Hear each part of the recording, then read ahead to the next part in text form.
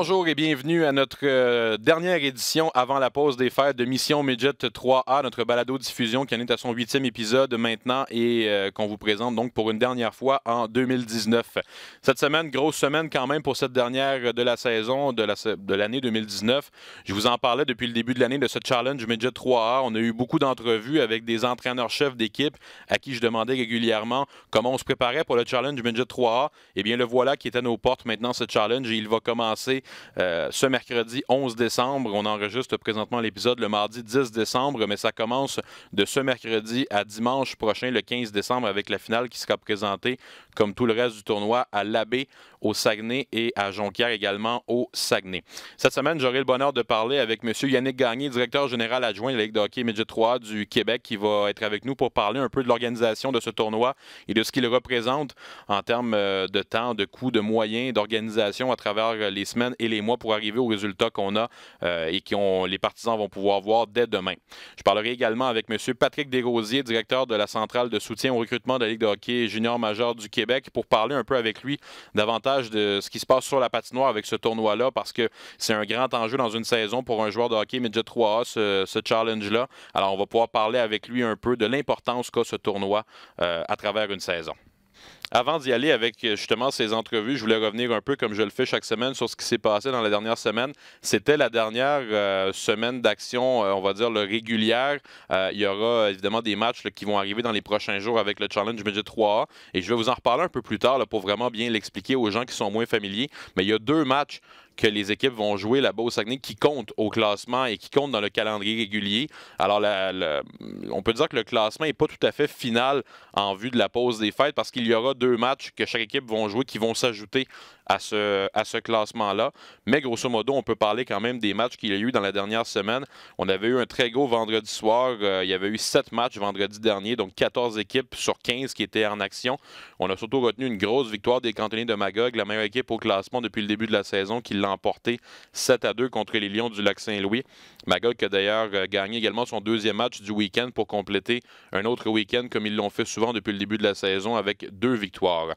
Parlant de week-end parfait, il y en a aussi un autre que je voulais souligner, celui des Forestiers d'Amos, qui pour un deuxième week-end d'affilée, après avoir été excellent contre l'Intrépide de Gatineau la semaine précédente, cette fois, 2 victoires en 2 matchs pour les Forestiers contre les Phoenix du collège Esther Blondin. Ils étaient dans la région de Montréal.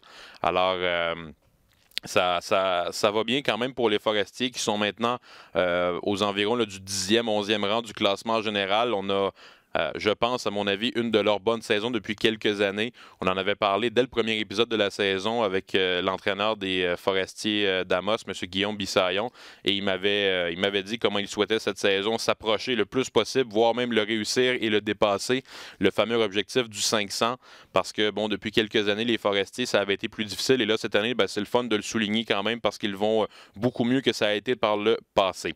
Également, il y a eu des doublés réussis pour Châteauguay et pour Lévis qui vont donc arriver au Challenge Midget 3A, comme on dit, en confiance avec le momentum et le vent dans le dos parce qu'ils ont récolté 2 victoires ce week-end, 2 belles victoires pour chacune de ces deux équipes-là. Ce qui fait donc qu'au classement, comme je vous en parle chaque semaine, Magog toujours au premier rang avec 12 points d'avance sur les Estacades de Trois-Rivières qui sont au deuxième rang.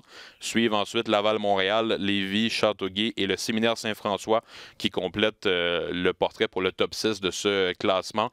Magog, on verra si après les fêtes, ils auront un ralentissement. Évidemment, il y a toujours des changements au niveau des formations parce qu'il y a des joueurs qui sont rappelés dans la Ligue de hockey junior majeur du Québec.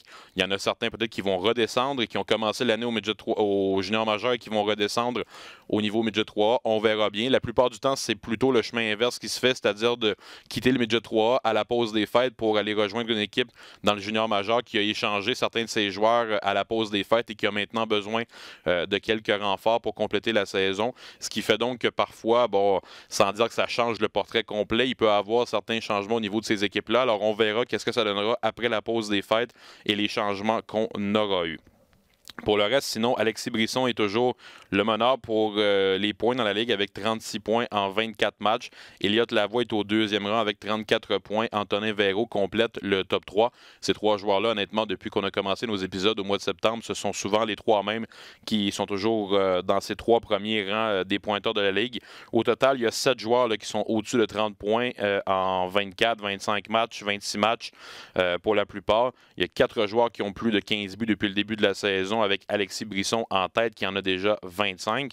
Les autres au-dessus de 15, c'est Jérémy Sainte-Marie, Alexis Morin et Elliott Lavoie qui lui avait très bien commencé la saison au niveau des buts. On en parlait dans les 2-3 premiers épisodes. Il était tout feu, tout flamme en ce qui concerne les buts. Et là, il a franchi le cap des 15 buts depuis. Il est au deuxième rang derrière Alexis Brisson à ce chapitre. Je voulais également vous mentionner les joueurs de la semaine, comme je le fais chaque semaine. Jordan Côté, l'attaquant des Chevaliers de Lévis, qui a récolté 3 buts en 2 matchs, étant nommé d'ailleurs première étoile du match de vendredi contre le Rousseau Royal de Laval-Montréal. C'est lui qui récolte la mention de joueur offensif de la semaine. Le joueur défensif, c'est le gardien des Canadiens de Magog, Mathis Dorcal-Mador. Magog qui, depuis quelques saisons, en a produit beaucoup des bons gardiens de but pour le Midget 3. Ils en ont eu des très solides et cette année, ils ont encore un excellent duo.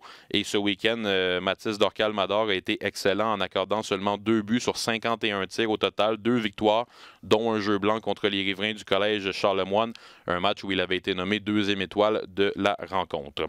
Avant de parler avec M. Michel Simard, il y avait un dernier sujet que je voulais quand même aborder parce que je le trouvais intéressant. Je ne sais pas s'il y a des gens qui l'auront vu dans la dernière semaine et sinon, ça pourra peut-être vous faire une petite lecture de chevet un peu qui porte à réflexion. Il y a un texte qui est sorti dans le journal La Tribune à Magog, le journal régional là-bas, écrit par Jean-Guy Rancourt, qui est un journaliste qui suit les cantonniers de Magog et la Ligue de hockey Midget 3 du Québec depuis de nombreuses années maintenant. C'est un texte qui est paru le 7 décembre dernier que j'ai trouvé très intéressant à lire à propos de ces joueurs de 16 ans qui sont, selon M. Rancourt, beaucoup trop nombreux dans la Ligue de hockey junior majeur du Québec. Donc des joueurs qui font le saut après leur année de 15 ans Midget 3 et qui vont directement dans la Ligue de hockey junior majeur du Québec. Il y en a évidemment beaucoup à chaque année et M. Rancourt remet en question justement la façon dont on fait ce procédé en soulignant que selon lui, il serait préférable de laisser ces joueurs de 16 ans-là évoluer une autre saison Midget 3 avant de faire le saut à 17 ans dans la Ligue de hockey junior majeur du Québec, une ligue où évidemment ils affrontent des joueurs qui ont 18, 19, 20 ans. Alors, c'est un point qui est intéressant à défendre et c'est pas la première fois qu'on l'entend. Surtout, à mon sens, j'ai l'impression que je l'entends plus souvent là, depuis quelques semaines, quelques mois. C'est pas la première fois que je lis des textes à ce propos-là. On dirait que c'est un sujet qu'on a toujours parlé quand même, mais qu'on dirait qu'on parle un petit peu plus depuis quelques mois. Allez savoir pourquoi. Il y en a quelques-uns quand même, sans dire qu'ils ne font pas bien cette saison. Des noms comme Joshua Roy ou Justin Robida avec Saint-Jean et avec Val-d'Or. C'était les 2 premiers choix au dernier repêchage et ils ont été excellents l'an dernier au Midget 3 à 15 ans. Cette saison d'adaptation se fait tranquillement pour ces 2 joueurs-là, ce qui n'est absolument pas anormal, loin de là. Mais on se demande, est-ce que ces 2 joueurs-là, par exemple, pour ne nommer que ces 2-là, il y en aurait d'autres également, auraient eu peut-être plus à gagner, à dominer une autre saison au Midget 3A et à prendre encore plus de confiance avant d'arriver à 17 ans dans la Ligue de hockey junior majeur du Québec. Bien honnêtement, je ne prétends absolument pas avoir la réponse à cette question-là, mais je soulève quand même que le point est intéressant et qu'il y avait assurément un sujet à débattre là-dessus. Ce qui m'a donc fait dire qu'après les fêtes, je vais assurément me débrouiller pour pouvoir vous offrir un épisode où on en parlera plus de ce sujet-là parce que c'est quand même un des grands débats depuis quelques années dans le hockey, la transition du Midget 3A au junior majeur, à quel âge elle doit exactement se faire. Je pense que ça serait intéressant d'avoir des intervenants qui pourront venir peut-être nous en parler et développer les 2 points de vue parce qu'évidemment, chacun a son point de vue là-dessus et chacun pense à avoir la bonne réponse, comme on dit. Alors, c'est assurément un texte là, qui vaut la peine d'être lu par rapport aux exemples qu'ils y sont et surtout par rapport au débat, je trouve qu'il renferme et qu'on peut avoir ensuite après la lecture de ce texte-là avec des intervenants de hockey. Alors, s'il y en a certains qui veulent le lire, ce texte, c'est paru dans la Tribune le 7 décembre dernier sous la plume de M. Jean-Guy Rancourt. Alors, comme je vous en parlais en début d'émission, j'ai le plaisir de m'entretenir avec M. Yannick Gagné, directeur général adjoint de la Ligue de hockey Midget 3 du Québec, qui évidemment a aidé beaucoup depuis quelques semaines, quelques mois à chapeauter l'organisation de ce tournoi-là. On rejoint Yannick qui est au bout du fil. Salut Yannick, ça va bien? Oui, ça va bien, Jasmin, toi, ça va bien? Oui, ça va bien, merci Yannick. Yannick, d'abord, un peu pour mettre en contexte, parle-moi un peu du rôle que tu as, toi, avec la Ligue de hockey Midget 3 du Québec comme directeur général adjoint. Ben, mon poste est d'être en soutien avec le directeur général, monsieur Marien, aux opérations, principalement aux opérations quotidiennes, aussi avec les différents projets qu'on a. On travaille avec le bureau des gouverneurs, toute la direction de la Ligue, et puis c'est de vraiment, nous, on est vraiment plus dans le quotidien, là, moi et monsieur Marien, pour les opérations. Dans le sport avec les équipes, on fait des liaisons avec autant les commanditaires que nos partenaires et les gens là, qui nous aident. Par exemple, à faire la web diffusion et les différents le site Internet et les différents partenaires avec qui on travaille. Là. Donc, principalement, c'est ça. Il y a la partie, j'ai beaucoup d'expérience au niveau du développement dans mon travail précédent. Donc, j'essaie aussi d'en une touche beaucoup plus au niveau du hockey aussi, là, au niveau du développement des joueurs et des entraîneurs. Tu me parlais un peu du quotidien que tu as à gérer. Présentement, le quotidien, je suppose qu'il s'appelle le Challenge Midget 3 depuis quelques semaines. On en parle de plus en plus. Je suppose que tu as été beaucoup en soutien dans les dernières semaines à l'équipe qui est là-bas au Saguenay, qui fait du bon travail là-bas. Michel Simard, Daniel Neptune notamment, là, qui ont dirigé le comité organisateur là-bas. Comment ça s'est passé pour vous, la Ligue, là, dans les dernières semaines, pour arriver à l'échéance qu'on a aujourd'hui, qui est le début de ce tournoi? Ben, on commence à travailler sur le challenge là, à partir je dirais, vers la fin de la saison précédente là, pour l'invitation des équipes des équipes d'extérieur qui vont venir au challenge. Et puis tranquillement, pas vite, là, plus l'événement arrive et plus on commence à entrer en contact avec les équipes, la confirmation des alignements. Au niveau de l'hébergement, on a Magno Thibault là, qui est avec le comité organisateur qui travaille avec le tourisme Saguenay et les hôtels qu'il y a là-bas pour accommoder tout le monde, être capable de mettre les équipes dans des hôtels là, qui sont appropriés pour leurs besoins. Et puis c'est vraiment de faire la liaison entre les équipes, les officiels, tous les intervenants là, qui sont autour, qui vont travailler au challenge, là, au déroulement, avec le comité organisateur. Eux, ils font un travail colossal. Ils ont un groupe de bénévoles sous la responsabilité d'André Boudreau, là, sont habitués de prendre des événements. Ils travaillent avec le Midget Espoir avant avec Hockey Québec et depuis 2 ans, sont au challenge. Donc, ils nous facilitent beaucoup la tâche. On arrive là-bas, je suis en route pour là-bas et je suis sûr qu'on va arriver. Écoutez, les installations vont être parfaites là, pour le déroulement du challenge. L'an passé, ça s'est super bien déroulé. On s'attend à un succès également là, cette année.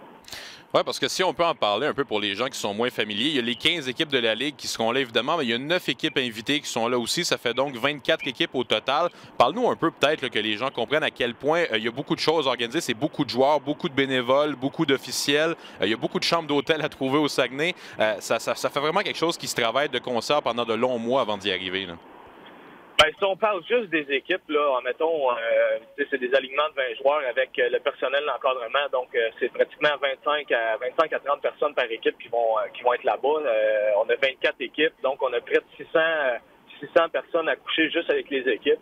Ça, c'est sans compter les parents qui vont suivre leur fils ou leur fille là-bas. Donc, c'est vraiment un gros événement, une belle retombée économique pour les régions du Saguenay. Et puis, ils ont vraiment...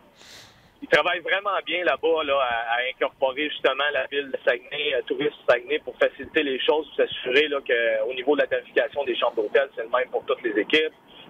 Donc ça, c'est vraiment énorme au niveau logistique.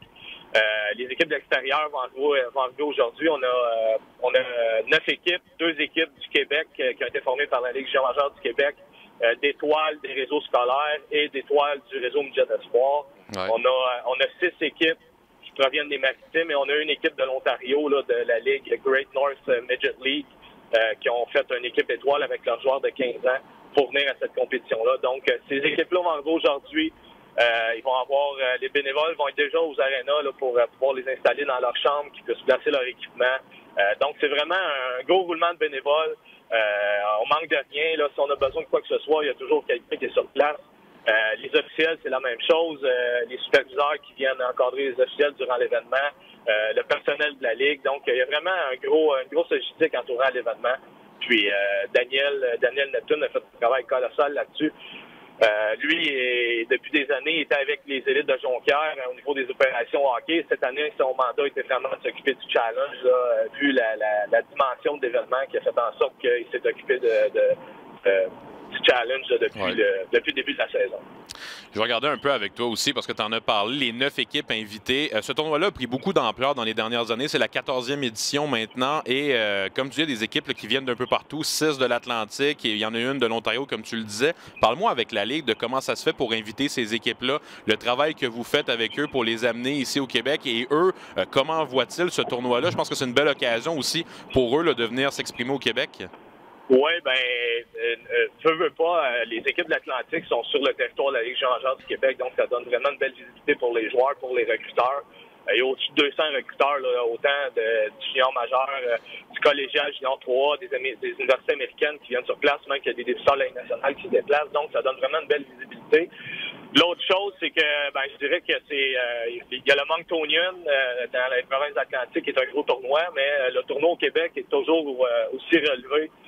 Sinon plus, c'est les équipes de l'Atlantique, il y a des équipes qui viennent depuis un bon nombre d'années et à tous les ans avant de partir, ils nous disent qu'ils vient l'année prochaine, donc ils ont déjà réservé leur place. On a des demandes de l'extérieur aussi, il y a des équipes qui veulent venir. On a eu des demandes des équipes de la Saskatchewan pour venir cette année. On a toujours des refusés parce qu'on est on va peut-être augmenter le nombre d'équipes à un moment donné, ou on regarde aussi pour avoir un autre événement durant la saison là, pour pouvoir recruter des équipes de l'extérieur avec nos équipes de la Ligue. Mais c'est vraiment un événement qui est couru par les équipes de l'Est du Canada au niveau du Midget 3A. Et puis, par exemple, l'équipe qui vient de l'Ontario, c'est des gens de Sudbury qui avaient participé au Challenge à Gatineau. Et puis, ils nous avaient donné leur souhait là, qui aimeraient participer peut-être avec leurs joueurs de 15 ans, avec leur situation géographique, tout ça, ça donne une belle visibilité à ces joueurs-là aussi. Donc, non, c'est un tournoi qui est très couru, c'est du hockey de haut niveau. On a des surprises à toutes les années, là, autant avec nos 15 équipes et 9 équipes invitées. Donc, c'est vraiment du hockey très relevé là, durant toute la semaine. C'est vraiment un bel événement à assister aussi. En terminant, Yannick, je veux parler un peu de toi. C'est ta deuxième année avec la Ligue de hockey Midget 3 du Québec. Tu en avais fait beaucoup avant avec Hockey Québec. Parle-moi un peu de comment s'est fait l'adaptation maintenant dans ce genre de gros événements. C'est là vraiment où tu es le plus occupé, comme on dit. Puis ça fait maintenant quoi, 1 an et demi que tu as rejoint la Ligue de hockey Midget 3 du Québec. Comment ça se passe? Ça se passe super bien. J'avais fait beaucoup d'événements avant. J'ai un bagage avec les équipes Québec, avec Hockey Canada aussi. Et puis, les gros événements, je suis habitué de participer, de les organiser. C'est sûr qu'au niveau de la Ligue 3, c'est différent au niveau de la gestion, le type de gestion hockey. Je faisais beaucoup de développement avec les structures intégrées, avec le plus haut niveau de joueurs, aussi avec les arbitres là, dans les années précédentes. Au niveau de la Ligue, c'est vraiment de la gestion quotidienne d'une Ligue qui est les matchs à tous les week-ends.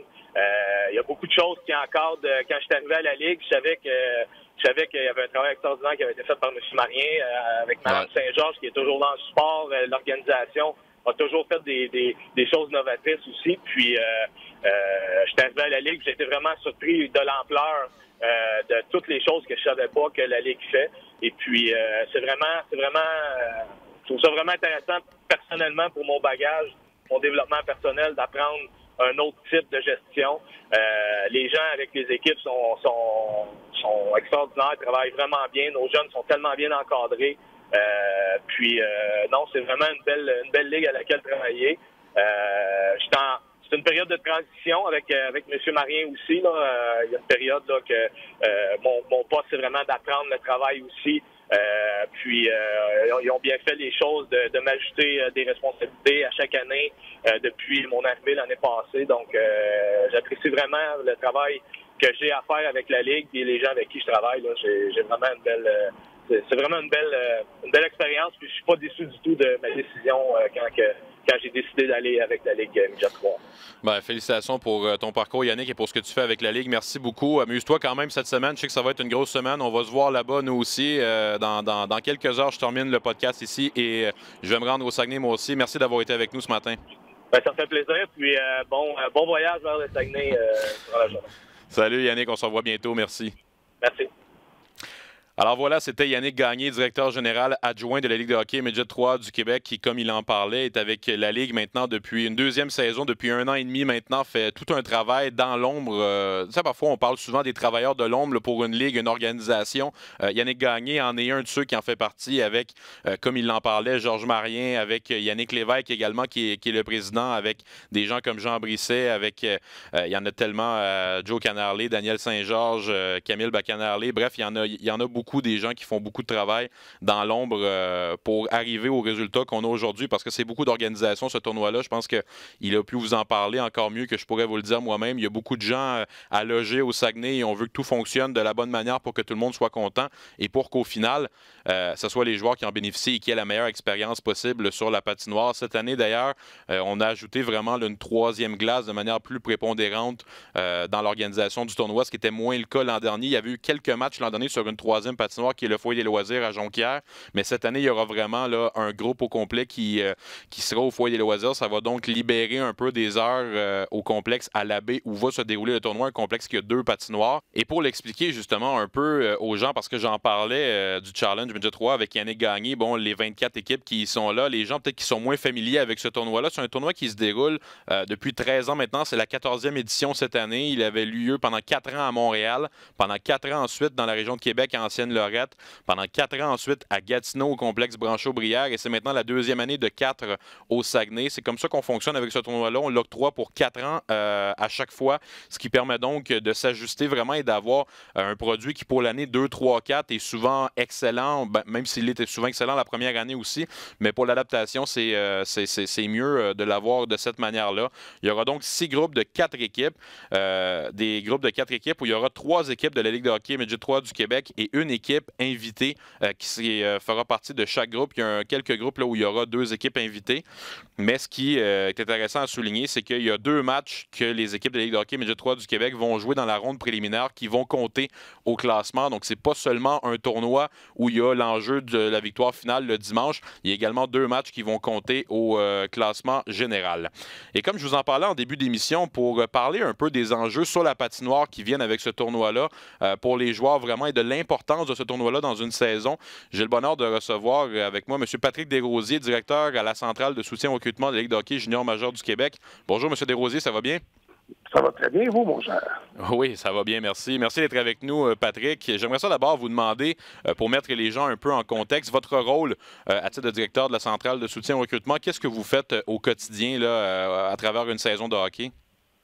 Ben, moi, je suis à la tête d'une équipe de recruteurs, finalement, comme une équipe de Ligue de hockey junior majeur du Québec. Nous sommes 10 qui travaillons au Québec et dans les Maritimes, et moi, je supervise, si vous voulez, le travail de tous et chacun, et tout dans un objectif commun qui est de créer une liste qui va être utile aux équipes en référence. C'est sûr que notre liste à nous, elle est publique. C'est pas comme chacune des équipes, donc on n'a pas de besoin comme tel. Donc, notre travail à nous, c'est vraiment d'essayer de voir 100% des joueurs disponibles au repêchage.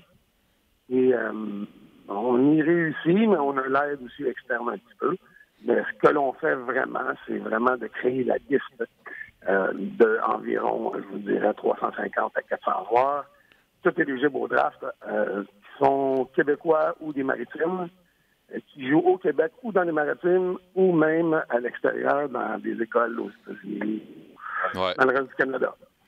Vous êtes vous-même un ancien recruteur de longue date, puis j'aimerais savoir comment s'est passée la transition. Ça a été un beau défi pour vous, je suppose, de prendre en charge la centrale de soutien au recrutement. On ne travaille plus nécessairement pour une équipe, mais on travaille pour toutes les équipes de la Ligue et pour la Ligue aussi, pour les partisans. Ça fait un défi qui doit être différent quand même pour un recruteur qui était habitué à travailler pour une équipe. Oui, effectivement. Ce qui me désole un peu dans l'emploi maintenant, c'est que j'ai plus le challenge de gagner la Coupe du Président ou d'aller à la Coupe Memorial comme j'ai fait là, 2 ans avec les Titans Acadie Batters. Et effectivement, le travail est différent. On se doit, nous, vraiment de venir en aide à chacune des équipes. Ils ont des demandes particulières. Ce qui est différent de faire simplement du recrutement. Donc, je dois faire plusieurs recherches. Et exemple, dans mes recherches, je savais que je devais trouver tous les joueurs éligibles au repêchage qui étaient à l'extérieur du Québec.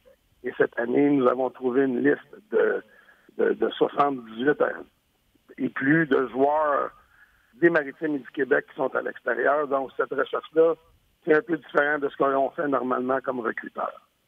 Et mon cheminement pour me rendre là, une des raisons un petit peu là, qui fait que j'étais à l'aise de faire la transition, c'est qu'à toutes les années, on a un tournoi de golf de la Ligue, des recruteurs de la Ligue hockey championnat du Québec, et c'est moi qui s'en occupe. Fait que j'étais comme un petit peu la personne qui était en lien avec tout le monde, fait que ça a bien donné. Bon, quand il y a du golf impliqué, ça facilite toujours les choses, comme on dit. Oui, effectivement. Si on se tourne un peu sur le Challenge Budget 3A, j'aimerais ça entendre l'avis d'un recruteur sur à quel point c'est un moment important dans une saison, autant pour vous, les recruteurs, que pour les joueurs également. C'est vraiment un moment charnière au mois de décembre où tous les recruteurs se réunissent à l'endroit où est le Challenge. Cette année, ça va être au Saguenay, mais il va en avoir beaucoup des recruteurs là-bas. Oui, effectivement. Écoutez, c'est comme... j'ai fait l'analogie à un certain moment donné où est-ce que on fait un petit peu comme la Formule 1, tu sais, t'as trois qualifications, il ne faut pas que tu les manques si tu veux passer à la deuxième. Et la première, c'était la Monctonienne, où ce que toutes les équipes des Maritimes s'étaient retrouvées, se retrouvaient avec certaines équipes du Québec collégiales, de scolaires, excusez. Et c'est là qu'on voit vraiment un premier test de ce qu'on a vu depuis le début de la saison.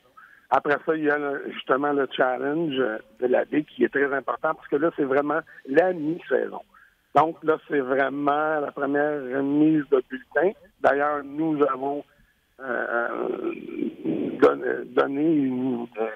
mis en place notre première liste il y a quelques jours. Donc, toutes les équipes de la Ligue ont reçu le bilan, le premier bilan de la saison. Et on confirme à cette lecture-là certaines choses. Et on voit aussi, ce qui est important surtout, c'est de voir dans un contexte plus particulier où il y a vraiment un peu plus de pression, vu que c'est un challenge, un tournoi, de voir la réaction des joueurs.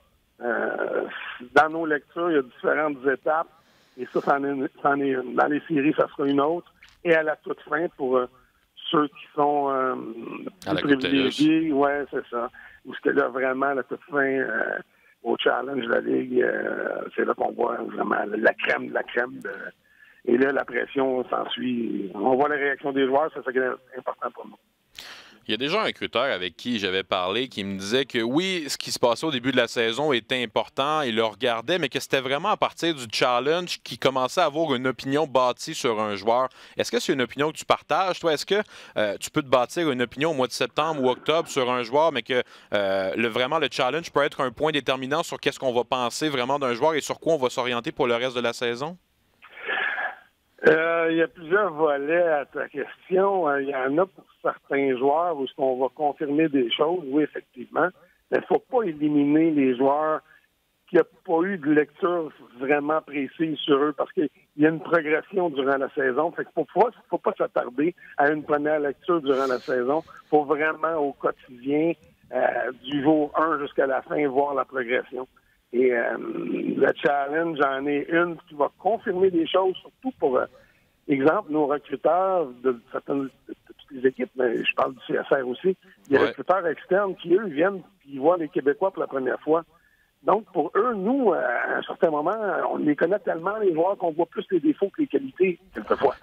Et là, c'est un recruteur externe de notre organisation qui va venir peut-être nous rembarquer sur la traque sur ce joueur-là, ou nous dire, il va nous lever des drapeaux, dans le fond, qui va faire qu'on va peut-être changer notre vision. Mais ce qui est important, c'est de ne pas arrêter à partir du challenge, de dire, les autres, OK, c'est terminé, ils n'ont plus de chance. Non, au contraire. C'est là qu'on va voir des vrais qui vont se lever, puis qui vont se lever les manches, se retrousser les manches, puis se mettre à l'ouvrage. Parce que d'ici la fin de la saison, il peut y avoir des surprises. Oui, on se concentre plus maintenant sur la liste qu'on a montée, mais on a toujours du coin de l'œil ceux qui étaient sur la bulle, si tu veux, qui pouvaient être proches d'être dans la liste. Mais il faut les vérifier parce qu'eux, ils ont peut-être une progression qui va être différente. Je profite de l'occasion de vous avoir avec moi au bout du fil pour vous demander de manière générale, sans nécessairement s'attarder au challenge, de quoi a l'air cette QV 2020 pour les amateurs qui nous écoutent et qui veulent en savoir plus sur le repêchage de la Ligue de hockey junior major du Québec qui aura lieu au début du mois de juin 2020. À quoi on peut s'attendre de cette QV 2020? Je pense que c'est une QV qui a l'air d'avoir beaucoup de profondeur au niveau de la défensive. Ça sera à vous de me dire si je me trompe ou pas. Pas du tout, pas du tout. Ce qui est cocasse, c'est que oui, dans un premier temps, oui, effectivement, c'est les défenseurs, la défensive qui est mise en avant. Pour ce qui est de l'offensive, c'est plus difficile. Il y en a de qualité. Il y en a toujours de qualité, sauf que c'est la quantité qui est moins là. Et il y a aussi les gardiens de but qui cette année, ont une qualité de gardien de but intéressante. Et ce que je disais, ce qui était un petit peu comique dans ce sens-là, c'est que je suis allé, il y a un mois et demi, je suis allé à Calgary pour voir les joueurs de l'Ouest. Et je parlais avec les recruteurs là-bas, puis ils sont dans la même position que nous cette année. Les 2004, c'est vraiment eux aussi, c'est vraiment une année de défenseurs et de gardiens de but comparativement aux avant. Donc, je ne sais pas ce qu'il y avait dans l'eau cette année-là, mais... Ouais, c'est ça. Ouais. Puis ça fait spécial un peu parce que je connais moins la situation dans l'Ouest canadien, mais je sais qu'au Québec, depuis quelques années, il y a eu beaucoup d'attaquants, mais que parfois des défenseurs, il y en a eu des bons. Là, puis dans les dernières années, il y en a plusieurs qui ressortent, là, des Nicolas Baudin en première ronde, Samuel Girard, il y en a eu plusieurs, mais on dirait qu'il y en a moins un peu des défenseurs. C'est difficile à expliquer pourquoi, mais on semble avoir beaucoup plus d'attaquants que de défenseurs et de gardiens. Oui, puis cette année, c'est ça, c'est tout à fait le contraire. Je ne sais pas si... Parce que si on regarde depuis quelques années, il y a eu un changement dans les structures aussi. Beaucoup plus... Avant, on était beaucoup plus offensif, on cherchait à compter des buts, tout en étant conscient de défensive. Aujourd'hui, le rôle du défenseur est aussi important parce qu'il y en a beaucoup qui se lancent en offensive. Donc, je ne sais pas si c'était plus intéressant pour les jeunes, je ne peux pas vous dire, mais... Définitivement que maintenant, présentement, cette année en tout cas, c'est vraiment une année de défenseurs et à tous les points de vue à travers coast to coast à travers le Canada. Ce qui va être intéressant, ça va être de voir dans les prochaines années si c'est une tendance qui va se maintenir ou si c'est vraiment juste l'année 2004 qui était une année de défenseurs et qu'on n'aura jamais vraiment su pourquoi. C'est quelque chose qu'on va pouvoir répondre dans quelques années. Monsieur Desrosiers, j'en profite pour vous demander en terminant, si vous étiez avec une équipe, je n'oserais pas vous le demander parce que je sais que j'aurais pas de réponse, mais là, vu que vous n'êtes pas affilié avec une équipe, je me permets de vous demander, est-ce que vous avez 2 ou 3 coups de cœur depuis le début de la saison, des joueurs que particulièrement, sans dire que c'est les 3 premiers sur la liste, mais 3 joueurs que vous, dans votre travail de recruteur, vous avez vraiment particulièrement apprécié au Québec depuis le début de la saison? Au Québec, oui, effectivement. On a Antonin Véro des Vikings des Laurentides qui, définitivement, ça se remarque aussi par, si on regarde la liste des marqueurs. Points, ouais. Antonin, malgré sa grandeur, ils sont 2, dans le fond, dans le même cas. Il y a Justin Côté aussi à Chanteguay, et Antonin Véro au Vikings. Les 2, c'est pas... on a l'habitude de connaître des grands bonhommes, c'est 5 et 5 pour un, 5 et 6, 5 et 7 pour l'autre, mais c'est des travaillants, des patineurs infatigables, c'est surtout des jeunes qui savent se positionner autour du filet pour concrétiser. Et c'est vraiment ces 2-là, offensivement, au Québec, c'est eux. À la défense, on ne cachera pas que M. Luneau de Trois-Rivières... Non, dont on parle beaucoup. Oui, c'est ça. Tristan, l'an dernier, à 14 ans, aux Jeux du Canada, a été, je pense, le défenseur des Jeux du Canada, puis il avait 14 ans. Puis c'est un bonhomme de 6 pieds 1. Il n'y a pas à se cacher que ça, c'est vraiment un de ceux qui sont prêts. Puis il y en a quelques autres qui se rapprochent de lui, mais je vous dirais que lui est plus intéressant que la plupart. Oui, je pense que Tristan Luneau, c'est un nom qu'on va beaucoup retenir dans les prochains mois, dans les prochaines années. Assurément, on en parle de ce défenseur-là depuis, comme vous le dites, depuis 1 an et demi maintenant. M. Desrosiers, merci beaucoup d'avoir été avec nous aujourd'hui. C'était super intéressant de vous écouter. Bonne semaine de challenge et bon travail d'ici au mois de juin. Je sais que vous allez avoir des gros mois qui vont s'en venir aussi. C'est gentil. Merci. Merci. Au revoir.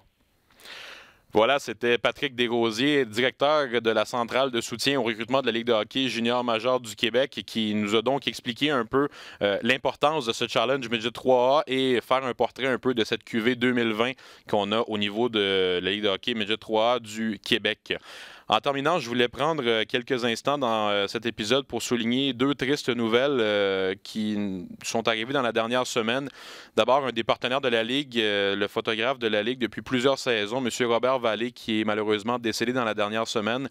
Et je voulais prendre le temps, au nom de la Ligue de hockey Midget 3 du Québec, au nom de RDS et en mon nom personnel, offrir nos sympathies à la famille et aux amis de M. Robert Vallée. C'est un monsieur que j'ai croisé à de nombreuses reprises dans les dernières années, qui était le photographe de la Ligue. La plupart des photos que vous avez vues qui sont sorties là, du brunch des champions dans les dernières années avec les trophées et avec les gagnants, c'était M. Robert Vallée qui prenait ces photos-là. Et il est décédé des suites de la maladie. Alors, je lui offre toutes nos sympathies. Et par la même occasion, ce matin, alors que j'étais en route là, vers le studio ici à RDS pour animer cette dernière émission de Mission Midget 3A, on a également appris le décès malheureusement de M. Jean Pagé, journaliste sportif et animateur depuis de nombreuses années. C'est un monsieur que j'ai jamais eu la chance de rencontrer, mais que j'ai regardé à la télévision et que j'ai écouté à de nombreuses reprises lorsque j'étais plus jeune. Alors lui aussi également, je lui offre nos sympathies au nom de RDS et en mon nom personnel et de celui de la Ligue de hockey Midget 3 du Québec. Alors voilà, c'est ce qui termine notre dernier épisode. Comme je vous le disais, avant les fêtes, on va prendre une pause pour quelques semaines. C'était un 8e épisode qui s'est terminé. On en a eu déjà 8 depuis le début de la saison. Nous serons de retour au début du mois de janvier, mardi le 14 janvier, pour la suite de cette saison. Il y aura encore beaucoup d'épisodes à venir parce qu'on va aller jusqu'au mois d'avril avec la présentation de la Coupe TELUS qui sera présentée, comme je vous le rappelle régulièrement, à Saint-Hyacinthe à la mi-avril 2020. J'en profite pour remercier toute l'équipe technique qui est avec nous pour l'automne. Il y en a eu plusieurs également qui se sont succédés pour la réalisation technique de l'émission. Également, M. Luc Dansereau, producteur au contenu, qui a chapeauté toute l'organisation de cette émission depuis le mois de septembre et même depuis cet été où on avait commencé à en parler. Alors, merci à ces personnes également. Je vous souhaite à tous de joyeuses fêtes. Profitez-en pour passer du bon temps en famille et on se revoit le mardi 14 janvier 2020.